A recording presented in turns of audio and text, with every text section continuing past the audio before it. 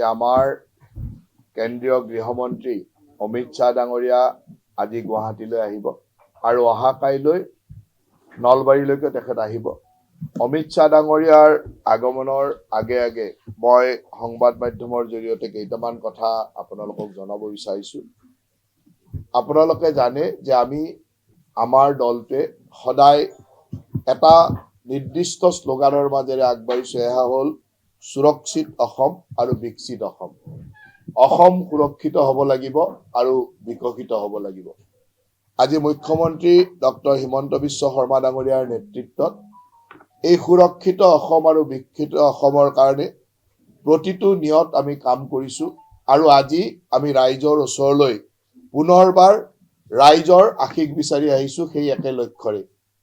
আজি আপোনালোকে দেখিছে যে এটা সময় আছিল অসমৰ নতুন প্ৰজন্মই, বিশেষকৈ নলবাৰীৰ দৰে ঠাইত আপোনালোকে দেখিছিল যে বোমা বাৰুদ বিভিন্ন ধৰণৰ বন্ধ হত্যা এনেকুৱা ধৰণৰ ঘটনাই আমাক সকলোকে সন্ত্ৰাসিত কৰিছিল। নতুন প্ৰজন্মই ইয়াৰ পৰা আন আন ৰাজ্যলৈকে সুৰক্ষাৰ কাৰণে যাব লগা হৈছিল, যিয়ে যাব নোৱাৰে ভয়ত জীৱন অতিবাহিত কৰিব লগা হৈছিল। বিকাশ বুলি ক'লে আমি কি ধৰণৰ বিকাশ দেখিছিলোঁ সেয়া আপোনালোকৰ নিশ্চয় মনত আছে। কিন্তু যোৱা 10টা বছৰত আমাৰ ভাৰতীয় জনতা পাৰ্টীৰ নেতৃত্বাধীন চৰকাৰখনে আৰু যোৱা 5টা বছৰত মুখ্যমন্ত্ৰী হিমন্ত বিশ্ব শৰ্মা ডাঙৰীয়াৰ নেতৃত্বাধীন চৰকাৰখনে যি ধৰণে সুৰক্ষিত অসম আৰু বিকশিত অসমৰ কাৰণে কাম কৰিছে সেয়া মাত্ৰ আপোনালোকক কিছু আলোকপাত কৰিব বিচাৰিছোঁ। আপোনালোকে জানে যে অসমত এনেকুৱা ধৰণৰ এটা পৰিৱেশ হৈছিল যে 1990 চনত আপচা দিব লগা হৈছিল আৰু সমগ্ৰ অসমতে আপচাই এনেকুৱা এটা পৰিৱেশ কৰিছিল যে বজৰং, ৰাইনো ইত্যাদি বিভিন্ন ধৰণৰ অপাৰেশ্যন। আৰু আমি বিশেষকৈ নলবাৰীৰ দৰে ঠাইত নলবাৰীৰ সেই সময়ৰ প্ৰাক্তন মন্ত্ৰী বা সেই সময়ত মন্ত্ৰী হিচাপে থকা আমাৰ সকলোৰে শ্ৰদ্ধাৰ নগেন শৰ্মা ডাঙৰীয়াৰ হত্যাৰ দৰে ঘটনা বা বোম ব্লাষ্টৰ দৰে ঘটনা আমি নলবাৰীত দেখিছিলোঁ। গতিকে এনেকুৱা ধৰণৰ এটা পৰিৱেশ আছিল। আৰু তাৰ পিছত যদিওবা অসমত প্ৰায় 6,000 প্ৰায় আলফাৰ কেডাৰে সমৰ্পণ কৰিছিল, আত্মসমৰ্পণ কৰিছিল, তথাপিতো এনেকুৱা এটা পৰিৱেশ হৈছিল যে ছালফাৰ নামেৰে ৰাইজ কিন্তু ভীতিগ্ৰস্ত হৈ আছিল। তাৰমানে দেখাত হয়তো এটা পৰিসমাপ্তি যেন লাগিছিল যে বহু মানুহে আত্মসমৰ্পণ কৰিলে, কিন্তু সেই একেই ধৰণৰ এটা পৰিৱেশ হ'ল যে ছালফাৰ নামেৰে অসমখনত বিভিন্ন ধৰণৰ ঘটনা আমি দেখিছিলোঁ। সেইকাৰণে মই আপোনালোকক আজিৰ পৰিৱেশ আৰু 2016 চনৰ আগৰ পৰিৱেশৰ কেইটামান কথা মই ক'ব লৈছোঁ। যে আপোনালোকে নিজেই জানে যে 2009 চনত কেইবাটাও, বিশেষকৈ নলবাৰীৰ বোম ব্লাষ্টৰ কথা মই ক'বই নালাগে, আপোনালোক সকলোৱে অৱগত 2009 চনৰ নলবাৰীৰ বোম ব্লাষ্ট। তাৰপিছত গুৱাহাটীত নৱেম্বৰ 2006ত গুৱাহাটীত বোম ব্লাষ্ট বা 2005 আগষ্টত অইল পাইপলাইন ব্লাষ্টিং বা ধেমাজিৰ ঘটনা 2004 চনৰ যিটো ধেমাজিৰ ঘটনা, একেলগে 13 গৰাকী ব্যক্তিৰ, নিৰীহ ব্যক্তিৰ প্ৰাণ নাশ বা 10 গৰাকী ছাত্ৰ ছাত্ৰীৰ জীৱন যোৱাটো কিমান হৃদয় বিদাৰক আছিল সেইবিলাক আপোনালোকক পুনৰাই মই মাত্ৰ সোঁৱৰাই দিছোঁ যে সেই দিনবিলাক কেনেকুৱা আছিল 2004 চনৰ দিনবিলাক। তাৰ উপৰিও আপোনালোকে যদি চাই অজস্ৰ ঠাইত বোম ব্লাষ্ট হোৱা, বিভিন্ন ধৰণৰ মানুহৰ মৃত্যু হোৱা, ৰেল অৱৰোধ কৰা ইত্যাদি বিভিন্ন ধৰণৰ ঘটনা আমি দেখিছিলোঁ।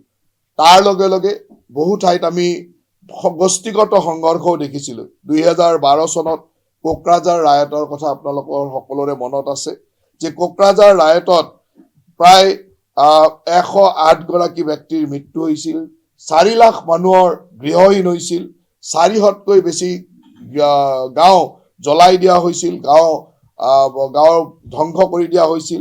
সেই ধৰণৰ এক পৰিৱেশৰ মাজেৰে আমি অসমখন আগবাঢ়িছিলোঁ। তাৰপিছত আপোনালোকে জানে যে NDFB মিলিটেণ্টে প্ৰায় আদিবাসী চিভিলিয়ান 70 জনকৈ আদিবাসী চিভিলিয়ান বা মহিলাক সেই ধৰণৰ 3খন জিলাত বিভিন্ন ধৰণৰ অত্যাচাৰ কৰা আমি সকলোৱে জানো। বড়ো সান্থাল ভায়োলেশ্যনবিলাকো আমি বা ভায়োলেন্স যি হৈছিলে সেই ভায়োলেন্সবিলাকো আমাৰ সকলোৰে মনত আছে। গতিকে অসমখন এফালেৰে সন্ত্ৰাসৰ পৰা যেনেকৈ জৰ্জৰিত আছিল তেনেকৈ বিভিন্ন গোষ্ঠীগত সংঘৰ্ষ আমাক জৰ্জৰিত কৰি ৰাখিছিল। একেলগে অসমত এনেকুৱা ধৰণৰ ঘটনা আপোনালোকে দেখিছিল যে অসম যেন এটা ড্ৰাগছ সৰবৰাহৰ এটা ট্ৰেনজিট হৈ পৰিছিল। বিভিন্ন ধৰণৰ এনেকুৱা ধৰণৰ ড্ৰাগছকে আদি কৰি আৰ্মছ ট্ৰেফিকিং বা আৰ্মছ স্মাগলিং কৰা এই ধৰণৰ ব্যৱস্থাবিলাকো আপোনালোকে অসমত দেখিবলৈ পাইছিল। বিভিন্ন সময়ত আমাৰ এই কথাবিলাকে আপোনালোকে সংবাদৰ শিৰোনামা কৰিছিল আৰু এইখন অসমতে চাইল্ড ট্ৰেফিকিং বা চাইল্ড মেৰেজৰ ঘটনাই এনেকুৱা ধৰণৰ তথ্য আছিল যে 30%তকৈ বেছি শিশুৱে কন্যা শিশুৱে চাইল্ড মেৰেজৰ বা শিশু বিবাহৰ অন্তৰ্ভুক্ত হ'ব লগা হৈছিল।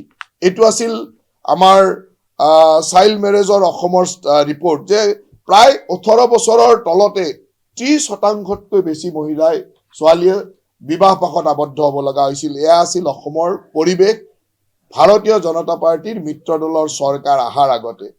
মই যেনেকৈ কৈছোঁ ধেমাজি বোম ব্লাষ্টে হওক বা বিভিন্ন ধৰণৰ কাৰ্বি আংলং ডিমা হাছাও বড়োলেণ্ড ইত্যাদিত এনেকুৱা পৰিৱেশ হৈছিল যে ছেফটি ছিকিউৰিটিৰ কাৰণে বিভিন্ন স্কুলো বন্ধ হৈ গৈছিল, শিক্ষানুষ্ঠানো বন্ধ হৈ গৈছিল। 400তকৈ অধিক শিক্ষানুষ্ঠান অকল মিলিটেণ্ট এক্টিভিটিৰ কাৰণে বন্ধ হৈ গৈছিল ডিমা হাছাও কাৰ্বি আংলং আৰু বড়োলেণ্ডত। এনেকুৱা এটা পৰিৱেশৰ মাজেৰে আমি অসমখন আগবাঢ়িছিলোঁ আৰু অসমখনত এনেকুৱা পৰিৱেশ আছিল যে বহুত হাই প্ৰফাইল মানুহক হত্যা কৰি ইণ্টাৰনেশ্যনেল বা আন্তঃৰাষ্ট্ৰীয় ব্যৱস্থাটো ইয়াৰ শিৰোনামা দখল কৰা হৈছিল। এই ধৰণৰ সঞ্জয় ঘোষে হওক, PC ৰামে হওক বা সৌৰভ বৰাই হওক, এই ধৰণৰ ঘটনাই আমাক অসমখনক বিশ্বৰ দৰবাৰতো লজ্জিত কৰিছিল আৰু এই ধৰণৰ ব্যৱস্থাৰ মাজেৰে অসমখন আগবাঢ়িছিল। গোটেই অসমত কেইবাটাও দশক জোৰা এই ধৰণৰ হত্যা হিংসা বন্ধ, স্কুল হস্পিটেল ট্ৰান্সপৰ্ট সকলো ধৰণৰ বন্ধই, প্ৰতিটো একোটা বন্ধই ষ্টেট ৱাইজ বন্ধই প্ৰতিটো দিনেই 60-70 কোটি টকালৈকে পাৰ ডে লছ 60-70 কৰোৰলৈকে লছ আমি ৰাজ্যখনে বহন কৰিব লগা হৈছিল। বিশেষভাৱে নেশ্যনেল হাইৱে ব্লকেজ বা ৰেলৱে ব্লকেজে আমাৰ আমাৰ যিটো অৰ্থনীতি এই অৰ্থনীতিতো ব্যাপক প্ৰভাৱ পেলাইছিল।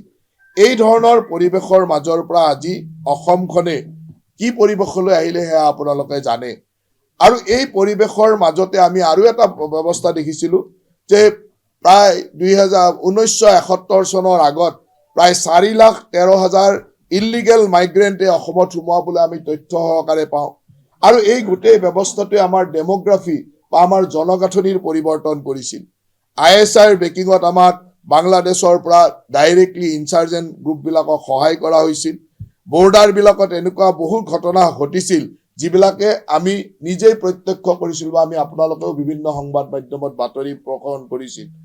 আলফাৰ বিভিন্ন ধৰণৰ আৰ্মছ এমুনেশ্যন আনা বা ভূটান বাংলাদেশ ম্যানমাৰৰ লগত সম্পৰ্কৰ জৰিয়তে গোটেই ব্যৱস্থাটো এনেকুৱা কৰা হৈছিল যে অসমখন স্মাগলিং আৰ্মছ ডিলিঙৰ এটা ব্যৱস্থা অসমলৈ আহি গৈছিল।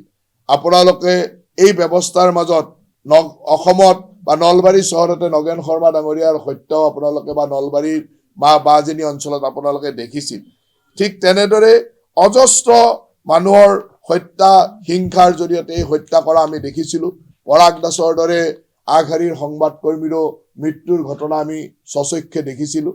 আৰু সেই কথাবিলাকে আমাক সকলোকে ম্ৰিয়মান কৰি ৰাখিছিল যে অসমখন কেতিয়ানো এই ব্যৱস্থাৰ পৰা ওলাই আহিব।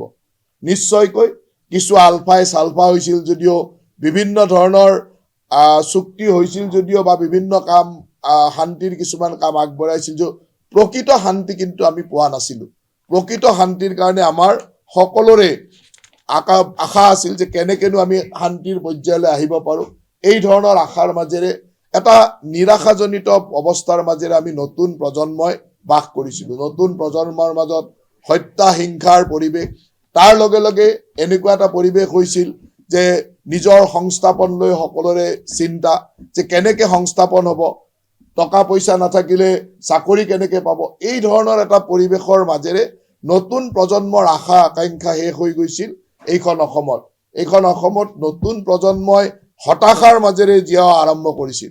কিন্তু আমাৰ কাৰণে সৌভাগ্য যে 2016 চনত যেতিয়া আমাৰ চৰকাৰ আহিলে এই চৰকাৰে অহাৰ পিছতে সকলো পৰিৱেশ যদি আপোনালোকে চাই তেতিয়ালে দেখিবলৈ পাব কম্পেয়াৰ টু 2014 চনৰ সেই ইনচাৰ্জেন্সি ৰিলেটেড ইনচিডেন্ট বিলাকৰ লগত যদি কম্পেয়াৰ কৰো আজি 95% সিঙ্গল ষ্টেটিষ্টিক্স সামাৰিজ মানে 95% 2014 তুলনাত আজি নোহোৱা হৈ গৈছে তাৰমানে এখন ৰাজ্যত মাত্ৰ 10টা বছৰত এই ধৰণৰ ঘটনাৰ নোহোৱা হৈ যোৱা 95% ৰিলিফ পোৱাটো বহুত ডাঙৰ কথা এই ধৰণৰ শান্তিৰ পৰিৱেশ আমি আনিবলৈ সক্ষম হৈছো যিকোনো খবৰৰ বাবে যোগাযোগ কৰক আমাৰ এই নম্বৰত 9181 307 2221